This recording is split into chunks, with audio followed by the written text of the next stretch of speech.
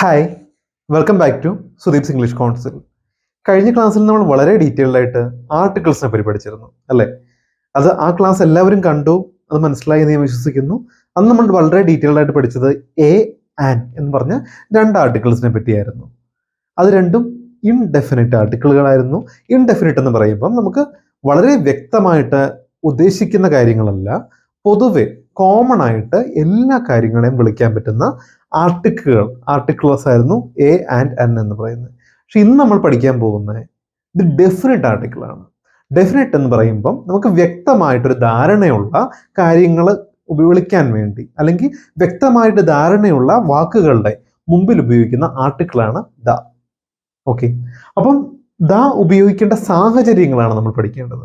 The ഉപയോഗിക്കേണ്ട സാഹചര്യങ്ങൾ മാത്രം ദ ഉപയോഗിക്കുക, ബാക്കി എല്ലാ സാഹചര്യങ്ങളിലും കോമൺ ആയിട്ട് സൗണ്ടിന്റെ ഉച്ചാരണം അനുസരിച്ച് എ അല്ലെങ്കിൽ ആൻഡ് നിങ്ങൾക്ക് ഉപയോഗിക്കാൻ സാധിക്കും.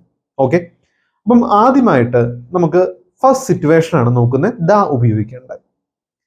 When there is only one of something, എപ്പോഴെങ്കിലും ആ പ്രത്യേക ഒരു സ്ഥലത്ത് അങ്ങനത്തെ ഒരു കാര്യം മാത്രമേ ഉള്ളൂ. ഫോർ എക്സാമ്പിൾ, നമ്മളിപ്പോൾ ഒരു റൂമിൽ ഇരിക്കുന്നു. ആ റൂമിനാണെങ്കിൽ ഒരു കതകേ ഉള്ളൂ. ഓക്കെ, അപ്പം എനിക്ക് എങ്ങനെ പറയാം? എനിക്ക് ആ കതവ് നടച്ചിടണമെങ്കിൽ കുഡ് യു പ്ലീസ്, ദയവായിട്ട് താങ്കൾ ഡോർ ഒന്ന് അടയ്ക്കാമോ എന്ന് ചോദിച്ചാൽ ഷട്ട് ദി ഡോർ. അപ്പൊ ഞാൻ ഇവിടെ ഉപയോഗിച്ച് നോക്കിയേ, ദി ഡോർ എന്നാണ്.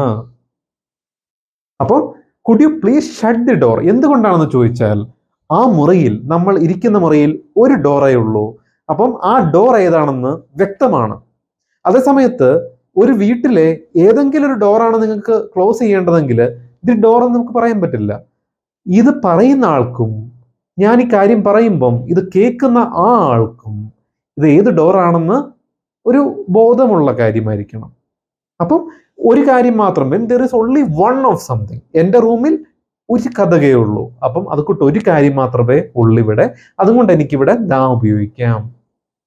എൻ്റെ വീട്ടിൽ ഇപ്പോൾ ഒരു കാറേ ഉള്ളൂ. അപ്പൊ എനിക്ക് പറയാം could you please start the car. ആ കാർ ഒന്ന് സ്റ്റാർട്ട് ചെയ്യാമോ എന്നാണെങ്കിൽ could you please start the car എന്ന് പറയാം. കാരണം വേറൊന്നുമല്ല, എൻ്റെ വീട്ടിലാകെ ഒരു കാറേ ഉള്ളൂ. അപ്പം ഒരേ ഒരു കാര്യമേ ഉള്ളപ്പോൾ നമുക്ക് ആ കാര്യം വ്യക്തമാണ്.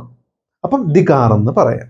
അല്ലെങ്കിൽ നമ്മുടെ ലോകത്തുള്ള ഏതെങ്കിലും ഒരു കാറിനെ നമ്മൾ പറയുന്നെങ്കിലോ എപ്പോഴും നമ്മൾ പറയേണ്ടത് എ കാർ എന്നാണ്. ഐ സോ എ കാർ, ഞാനൊരു കാർ കണ്ടു. ഇനി നമ്മുടെ കാർ മോഷണം പോയി, എക്സാമ്പിൾ, നമ്മുടെ കാർ ഏതാണെന്ന് നമുക്ക് വ്യക്തമായിട്ട് അറിയാം. നമ്മുടെ കാറിന്റെ കളറോ എന്തെങ്കിലും ഒരു സ്പെസിഫിക് ഫീച്ചർ ഉണ്ട്, ഇത് നമ്മുടെ കാറാണെന്ന് മനസ്സിലാക്കാൻ പറ്റുന്ന രീതിയിൽ.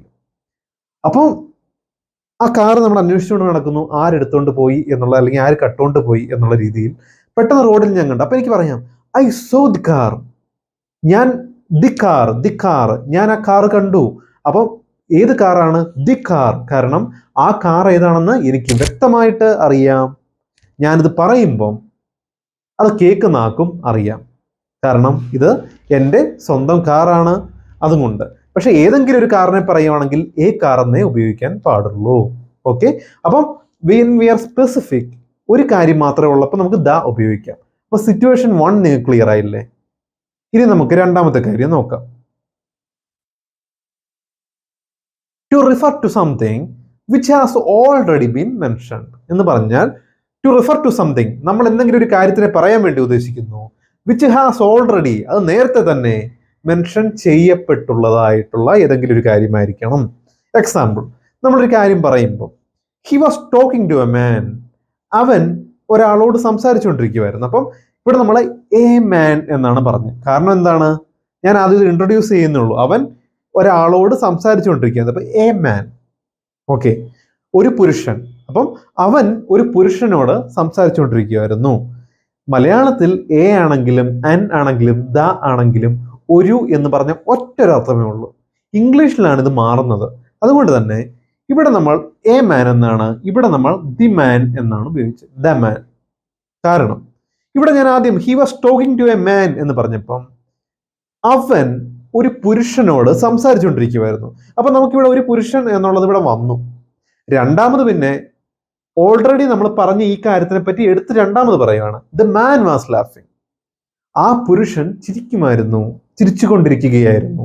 ആ പുരുഷൻ ചിരിച്ചുകൊണ്ടിരിക്കുകയായിരുന്നു. അപ്പോൾ ഓൾറെഡി എ മാൻ ഇവിടെ നമ്മൾ ഓൾറെഡി മെൻഷൻ ചെയ്തു ആ പുരുഷനെ പറ്റി. രണ്ടാമത് വീണ്ടും അയാളെ പറ്റി തന്നെ എടുത്തു പറയുമ്പോൾ ദി ഉപയോഗിക്കാം. ഓക്കെ, ആദ്യം നമ്മൾ ഒന്ന് പറഞ്ഞു എ മാൻ എന്ന്, രണ്ടാമത് അതേ പുരുഷനെ പറ്റി രണ്ടാമതോ മൂന്നാമതോ നാലാമതോ പിന്നെ എത്ര തവണയാണെങ്കിലും ഓൾറെഡി നമ്മൾ പറഞ്ഞ ആളെ പറ്റി വീണ്ടും എടുത്തു പറയുമ്പോൾ ഉപയോഗിക്കാം ദ. ഇവിടെ ആദ്യമായിട്ട് പറഞ്ഞു, അപ്പം ഉപയോഗിക്കാൻ പറ്റില്ല. കാരണം ഏതൊരു പുരുഷനെ പറ്റിയാണ് നമുക്ക് അറിഞ്ഞുകൂടാ, ഏതോ ഒരു പുരുഷൻ. ഇവിടെ ഓൾറെഡി പറഞ്ഞല്ലോ, അപ്പൊ നമുക്ക് ഒരു ബോധമുണ്ടായി ഒരു പുരുഷനെ പറ്റി. പിന്നെ പറയുമ്പോൾ ദ ഉപയോഗിക്കാം. ഇതാണ് രണ്ടാമത്തെ സിറ്റുവേഷൻ. ഇനി നമ്മൾ നോക്കുന്നത് മൂന്നാമത്തെ സിറ്റുവേഷൻ ആണ്. To identify a particular person or an object. To identify a particular person or object. ഒരു പർട്ടിക്കുലർ ആയിട്ടെന്ന് പറഞ്ഞാൽ എടുത്ത് പറയാൻ പറ്റുന്ന ഒരാളെയോ ഒരു വസ്തുവിനെയോ പറയാൻ വേണ്ടി നമുക്ക് ഉപയോഗിക്കാം. എന്ന് പറഞ്ഞാൽ നമ്മൾ ഈ പറയുന്ന ആള് ഒരാൾ മാത്രമാണ്, നമുക്ക് വ്യക്തമായിട്ട് അറിയാവുന്ന ഒരാളാണ്. ആ ഒബ്ജക്റ്റ് ആണെങ്കിലും വ്യക്തമായിട്ട് അറിയാവുന്ന ഒരു സാധനമാണ്. അപ്പം ഒരാളെ പറയുകയാണെങ്കിൽ ആ ആൾ എന്നൊക്കെ നമ്മൾ മലയാളത്തിൽ പറയുന്ന രീതിയിലാണ് ഉദ്ദേശിക്കുന്നത്. എക്സാമ്പിൾ, നമ്മളൊരു ഹോസ്പിറ്റലിൽ പോയി എനിക്കൊരു ഡോക്ടറെ കാണണം, എനിക്ക് ആ ഡോക്ടറെ തന്നെ കണ്ടാൽ മതി. എനിക്ക് കാണേണ്ട ഒരു കാർഡിയോളജിസ്റ്റ് അല്ലെങ്കിൽ ഒരു ന്യൂറോളജിസ്റ്റിനെ ആണെങ്കിൽ എനിക്ക് കാണണ്ടേ ആ ന്യൂറോളജിസ്റ്റ് വർക്ക് ചെയ്യുന്ന ഒരു ഡോക്ടറുണ്ട്, ആ ഡോക്ടറെ തന്നെയാണ് എനിക്ക് കാണേണ്ടത്. അതൊരു 10 ഡോക്ടേഴ്സ് അത് ഡിപ്പാർട്ട്മെന്റിൽ ഉണ്ടാകാം, പക്ഷെ എനിക്ക് 10 പേരിൽ ഏതെങ്കിലും ഒരാളെ കണ്ടാൽ പോരാ. ഏതെങ്കിലും ഒരാളെ കണ്ടാൽ മതിയെങ്കിൽ I have to see a doctor എന്ന് പറഞ്ഞാൽ മതി.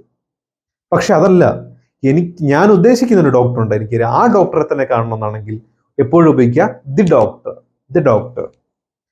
Oh, he is the doctor I came to see. അയാളാണ് ആ ഡോക്ടർ ഞാൻ കാണാൻ വന്നത്. അപ്പൊ ഇവിടെ വീണ്ടും ദ. എന്തുകൊണ്ട്? അയാളാണ് ആ ഡോക്ടർ ഞാൻ കാണാൻ വന്നത്. അപ്പം ഞാൻ കാണാൻ വന്ന ഒരു ഡോക്ടറുണ്ട്, ആ ഡോക്ടറെ തന്നെയാണ് ഞാൻ കാണാൻ വന്നതെന്നാണ് നമ്മൾ ഈ ഒരു സെന്റൻസിലൂടെ പറയുന്നത്. അപ്പൊ ദ ഡോക്ടർ എന്ന് പറയുമ്പോൾ we are clear about it. എനിക്കറിയാം, എനിക്ക് കാണേണ്ട ഇന്ന ഡോക്ടറാണ്, ആ ഡോക്ടറാണ്. അപ്പം the doctor, he is the doctor. അയാളാണ് ആ ഡോക്ടർ ഞാൻ കാണാൻ വന്നത്, അയാളാണ്, ആ ഡോക്ടറാണ്, ആ ആൾ എന്ന് പറയുന്ന രീതിയിൽ നമ്മൾ ദ ആണ് ഉപയോഗിക്കുന്നത്. പ്രത്യേകിച്ച് നമുക്ക് എടുത്തറിയാവുന്ന, വ്യക്തമായിട്ട് അറിയാവുന്ന ഒരു ആളുടെ കാര്യമാവുമ്പോൾ. അതുപോലെ തന്നെ ഓൺലി വൺ അല്ലെങ്കിൽ യുണീക്ക് എന്ന് പറഞ്ഞാൽ അങ്ങനെ ഒരു കാര്യം മാത്രമേ ഉള്ളെങ്കിൽ, ഒരു പ്രത്യേക കാര്യം, അത് ഈ ലോകത്തിൽ ഒരു കാര്യത്തിനെ മാത്രം നമ്മൾ എടുത്തു പറയാൻ വേണ്ടി എല്ലാവരും കോമൺ ആയിട്ട് പറയുന്ന ഒരു കാര്യമാണെങ്കിൽ, യുണീക്ക് ആയിട്ടുള്ള ഒരേ ഒരെണ്ണമായിട്ടുള്ള ഒരു സത്യമോ ഒക്കെ ആണെങ്കിൽ നമുക്ക് അവിടെ ഉപയോഗിക്കാം the. For example, the sun rises in the east. സൂര്യൻ ഈസ്റ്റിലാണ് ഉദിക്കുന്നത്. ഇവിടെ സണ്ണിന് മുമ്പും ദി കാണാം അല്ലേ? എന്തുകൊണ്ട്? സൂര്യൻ എന്ന് പറഞ്ഞാൽ ഒരൊറ്റ സൂര്യനേ ഉള്ളൂ, കുറേ സൂര്യനുകളില്ല. നമ്മുടെ പ്രപഞ്ചത്തിൽ ആകെ ഉള്ള സൂര്യൻ ഒരെണ്ണം. അതുകൊണ്ട് തന്നെ ഒരേ ഒരെണ്ണം, യുണീക്കാണ്, വളരെ യുണീക്കാണ്, ഒരൊറ്റ എണ്ണം മാത്രമേ ഉള്ളൂ, യുണീക്കായിട്ടുള്ള ആയതാണ് സൂര്യൻ. അതുകൊണ്ട് തന്നെ അതിന്റെ മുമ്പിൽ എപ്പോഴും ഉപയോഗിക്കേണ്ട ആർട്ടിക്കിൾ ദ ആണ്. പിന്നെ sun rises in the east, ഇവിടെയും ദ തന്നെ, ഈസ്റ്റിന്റെ മുമ്പിൽ നമ്മൾ ഉപയോഗിച്ചേക്കുന്ന ആർട്ടിക്കിൾ ദ തന്നെ. എന്തുകൊണ്ട്? ഈസ്റ്റ് എന്ന് പറഞ്ഞാൽ ഒരു ഡയറക്ഷൻ ആണ്. അപ്പം ആ ഡയറക്ഷൻ നമുക്ക് ഒന്നേ ഉള്ളൂ. വെസ്റ്റ് എന്ന് പറഞ്ഞാൽ അടുത്ത ഡയറക്ഷൻ ആയിപ്പോയി, സൗത്ത് വേറെയാണ് അല്ലെ, നോർത്ത് വേറെയാണ്. നമുക്ക് ഈസ്റ്റ് എന്ന് പറഞ്ഞാൽ ഈസ്റ്റ് മാത്രമേ ഉള്ളൂ, ഒരൊറ്റ ഡയറക്ഷൻ ആണത്, അത് യുണീക്കാണ്. അതുകൊണ്ട് തന്നെ എന്താ, അപ്പൊ യുണീക്ക് ആയിട്ടുള്ള ഏതൊരു പേരിന്റെ മുമ്പിലും ഉപയോഗിക്കേണ്ട ആർട്ടിക്കിൾ. അടുത്തതായിട്ട് ദി പ്രസിഡന്റ് ഓഫ് ഇന്ത്യ, അല്ലെങ്കിൽ the prime minister of India, the prime minister of the United States, അല്ലെങ്കിൽ ദി കിങ് ഓഫ് ഡൽഹി. എന്തു ആയിക്കോട്ടെ, ഒരു പ്രസിഡന്റ് എന്ന് പറയുമ്പോൾ, ദി പ്രസിഡന്റ് ഓഫ് ഇന്ത്യ എന്നാണ്. ഇന്ത്യയിൽ ഒരു പ്രസിഡന്റേ ഉള്ളൂ. ഇന്ത്യ മഹാരാജ്യത്തിൽ അല്ലെങ്കിൽ ഇന്ത്യ എന്നുള്ള വലിയ രാജ്യത്തിൽ ഒരു 10 പ്രസിഡന്റുകൾ ഉണ്ടെങ്കിൽ എനിക്ക് ഒരിക്കലും ദി പ്രസിഡന്റ് എന്ന് ഉപയോഗിക്കാൻ പറ്റില്ല. ഞാൻ അവിടെ എ പ്രസിഡന്റ് എന്ന് പറഞ്ഞേനെ. പക്ഷേ ഇന്ത്യ എന്നുള്ള രാജ്യത്തിൽ ഉള്ളത് ഒരൊറ്റ പ്രസിഡന്റ്, അതുകൊണ്ട് തന്നെ അത് യുണീക്കാണ്, ഒരേ ഒരെണ്ണം. So the president. ഒരേ ഒരു പ്രൈം മിനിസ്റ്റർ മാത്രം, ദി പ്രൈം മിനിസ്റ്റർ. ഇനിയും the chief ministers of India എന്ന് നമ്മൾ പറയുന്നേക്കായാലും എക്സാമ്പിൾ കേരളത്തിലെ ഒരു ചീഫ് മിനിസ്റ്ററെ പറ്റി നമ്മൾ പറയുന്നത്. അപ്പോൾ നിങ്ങൾക്ക് പറയാം the chief minister of Kerala. കാരണം കേരളത്തിൽ നമുക്കുള്ളത് ഒരു ചീഫ് മിനിസ്റ്റർ മാത്രം. എപ്പോഴെങ്കിലും നമ്മൾ പറയുന്ന ഒരു കാര്യം യുണീക്ക് ആയിരിക്കണം, ഒരെണ്ണം മാത്രമേ ഉണ്ടാകാവുള്ളൂ. അന്നേരം മാത്രമാണ് നമ്മൾ ഈ ഒരു ദാ ഉപയോഗിക്കുന്ന മറ്റൊരു സാഹചര്യം. ഇപ്പൊ ഞാൻ ഈ പറഞ്ഞതിൽ നിങ്ങൾക്ക് ബേസിക് ആയിട്ട് കണക്ട് ചെയ്യാൻ പറ്റുന്ന, ഇതിൽ നിന്നൊക്കെ കണക്ട് ചെയ്യാൻ പറ്റുന്ന ഒരൊറ്റ കാര്യമുണ്ട്. വളരെ വ്യക്തമായിട്ട് അറിയാവുന്ന ഒന്നാണെങ്കിൽ ദാ ഉപയോഗിക്കുക, ഒരെണ്ണം മാത്രമാണെങ്കിൽ ദാ ഉപയോഗിക്കുക. ഇനിയും ദാ ഉപയോഗിക്കേണ്ട മറ്റ് കുറച്ച് സാഹചര്യങ്ങളും കൂടെയുണ്ട്. അത് നിങ്ങൾക്ക് എക്സാംസ് ഒക്കെ എഴുതുന്ന നിങ്ങൾക്ക് ഒരു എക്സാം ഒക്കെ എഴുതുമ്പോൾ, ഒരു കോമ്പറ്റേറ്റീവ് എക്സാം ഒക്കെയാണ് നിങ്ങൾ എഴുതുന്നെങ്കിൽ നിങ്ങൾക്ക് വളരെയധികം ഹെൽപ്പ് ചെയ്യും. ആ കാര്യങ്ങളും കൂടെ നിങ്ങൾ പഠിക്കുമ്പോൾ നമുക്കിനിയും അതും കൂടെ ഒന്ന് നോക്കാം. അപ്പോൾ പറഞ്ഞ പോലെ ദ എന്നുള്ള ആർട്ടിക്കിളിന് നമുക്കിനിയും കുറച്ച് യൂസേജുകളും കൂടെ ഉണ്ട്. ഓക്കെ, നമുക്കൊരു എക്സാം പോയിന്റ് ഓഫ് വ്യൂ ആണെങ്കിൽ ഇതൊക്കെ വളരെ വളരെ ഇമ്പോർട്ടൻറ്റും ആണ്. നിങ്ങൾ എഴുതുമ്പോഴാണെങ്കിൽ ഇത് ഇമ്പോർട്ടൻ്റ് ആണ്.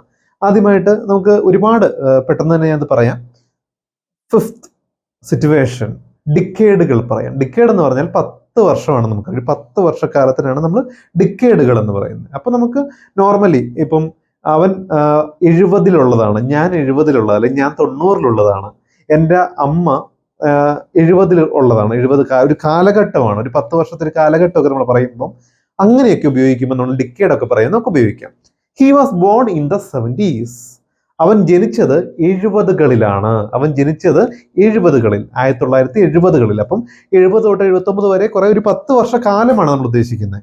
അപ്പൊ ഇങ്ങനെ ഒരു ഡിക്കേഡൊക്കെ പറയാൻ ഉദ്ദേശിക്കാൻ നമ്മൾ ഉപയോഗിച്ചിരിക്കുന്നത് ദി 70s ആണ്. A70 അല്ലെങ്കിൽ A70 എന്നല്ല, ദി 70 എന്നാണ്. ഇതാണ് സിക്സ് സിറ്റുവേഷൻ.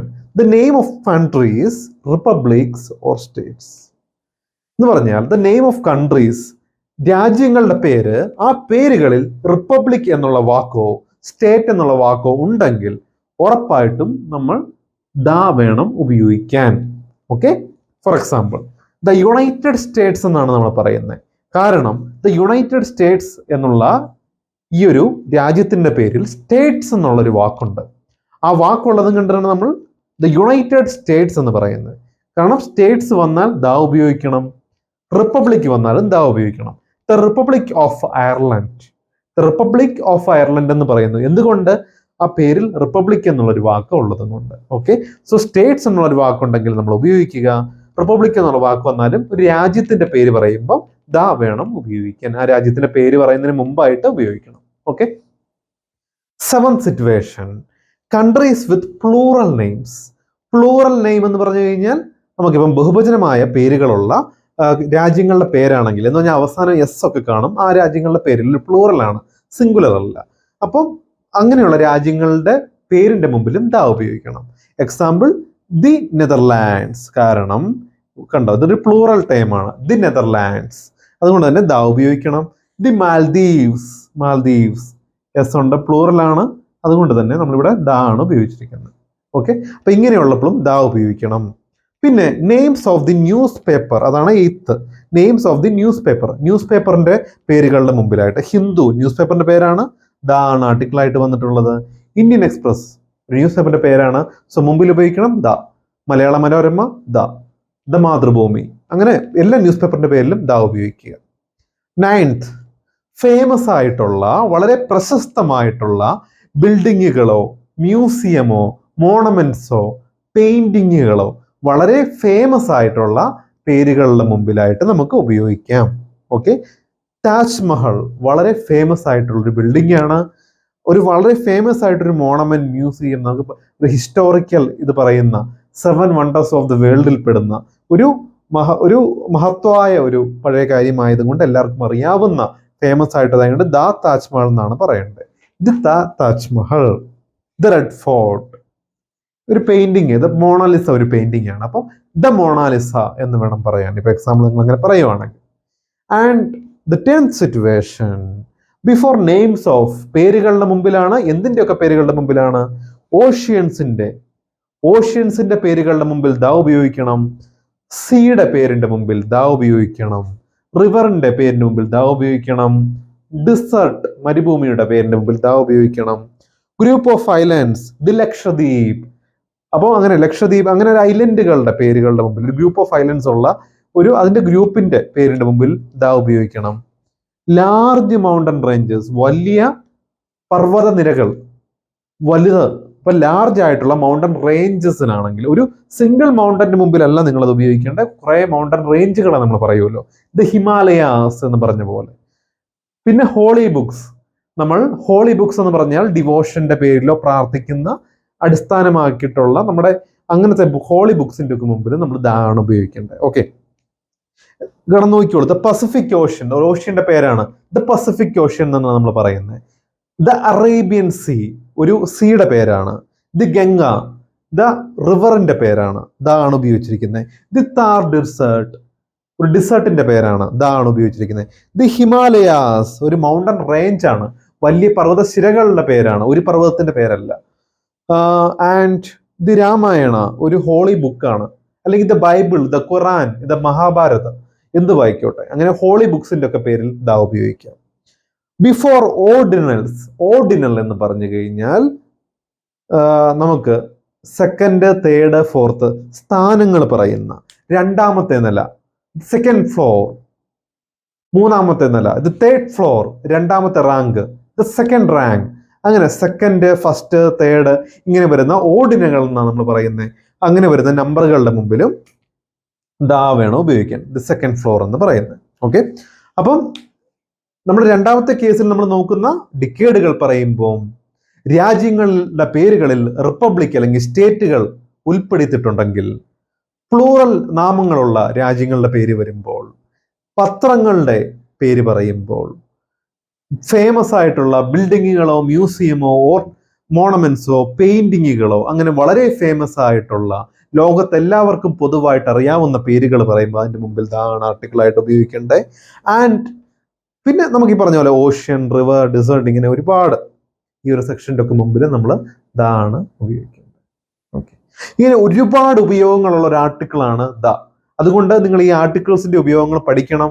ദാ ഇങ്ങനെ ഫേമസ് ആയിട്ട്, അപ്പം എന്തൊക്കെ പറഞ്ഞാലും ഇതിൽ നിങ്ങൾക്ക് കോമൺ ആയിട്ട് എടുക്കാവുന്ന ഒരു ചെറിയൊരു ഇലമെന്റ് ഉണ്ട്. എൻ പൊതുവെ ഉപയോഗിക്കാം നമുക്ക്, ആകെ അതിന് സൗണ്ട് മാത്രം നോക്കിയാൽ മതി അല്ലേ. ഇപ്പൊ നിങ്ങൾക്കൊരു വവ്വൽ സൗണ്ടില് ആണ് തുടങ്ങുന്നതെങ്കിൽ ആൻ ഉപയോഗിക്കുക, കൺസോണന്റ് സൗണ്ടിലാണെങ്കിൽ എ ഉപയോഗിക്കുക. പക്ഷേ ദാ അങ്ങനെയല്ല, ഇതിന് എപ്പോഴും ഒരു സ്പെഷ്യാലിറ്റി ഉള്ള ഒരു കാര്യം പറയുമ്പോഴാണ് ദാ ഉപയോഗിക്കുന്നത്. ഒന്നെങ്കിൽ ഒരെണ്ണം മാത്രം, അല്ലെങ്കിൽ അത് യുണീക്കാണ്, അല്ലെങ്കിൽ ആ രാജ്യങ്ങൾക്ക് എന്തെങ്കിലും പ്രത്യേകതകളുണ്ട്.